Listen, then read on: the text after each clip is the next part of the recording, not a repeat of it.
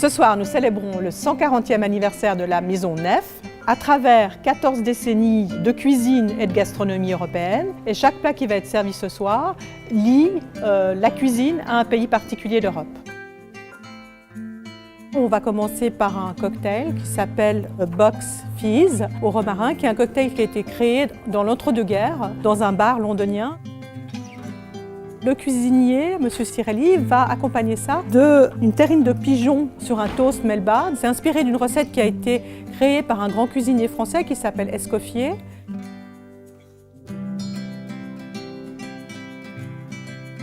Pour honorer la Suède, le plat qui va être servi est du gravlax, c'est-à-dire du saumon, qui est servi sur un petit canapé. Ces petits canapés étaient traditionnellement servis sur des grands buffets, qui étaient servis au moment des fêtes, par exemple à Noël.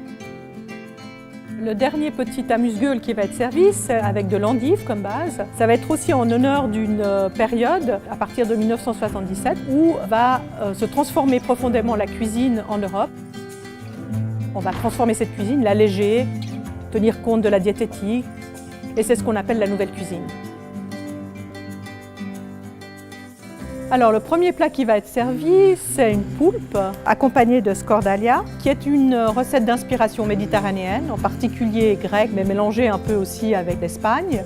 Et c'est donc en honneur de la diète européenne, puisque le menu crétois est le menu le plus sain d'Europe et devrait nous permettre de vivre jusqu'à 100 ans.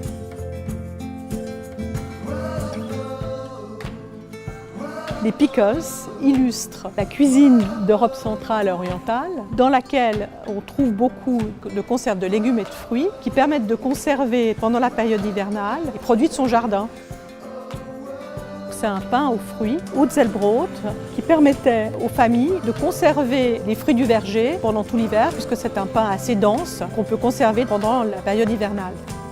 Le bouillon cube fut inventé en 1880 et va connaître très vite un très grand succès, puisqu'il suffit de mettre ce cube dans un bol et de verser de l'eau chaude dessus, et les gens avaient l'impression d'avoir un repas du soir.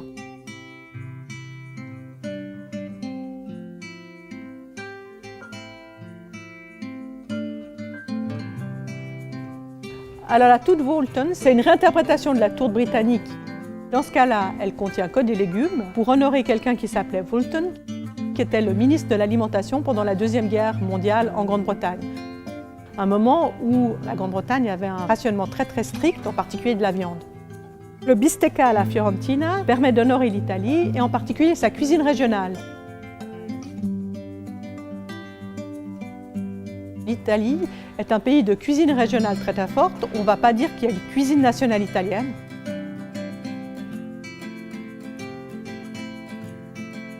Pour célébrer la Suisse, la cuisinière qui a créé ce repas propose une fondue.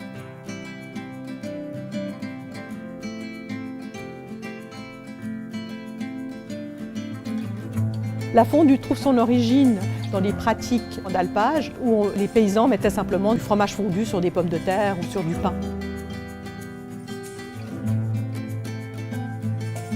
Le repas sera servi avec du pain au levain et du beurre salé fermenté en honneur de l'Italie, en particulier du mouvement qui s'appelle Slow Food, qui est un mouvement qui s'oppose au fast-food. Nous aurons aussi en dessert des mini churros avec une sauce au chocolat salé qui va illustrer la cuisine espagnole. Alors pour terminer ce repas, nous allons avoir un dessert typiquement allemand, puisque la Forêt Noire est une pâtisserie qui a été créée par un pâtissier qui avait boutique au bord du lac de Constance, donc au sud de l'Allemagne. Il allie du chocolat, de la crème et des griots.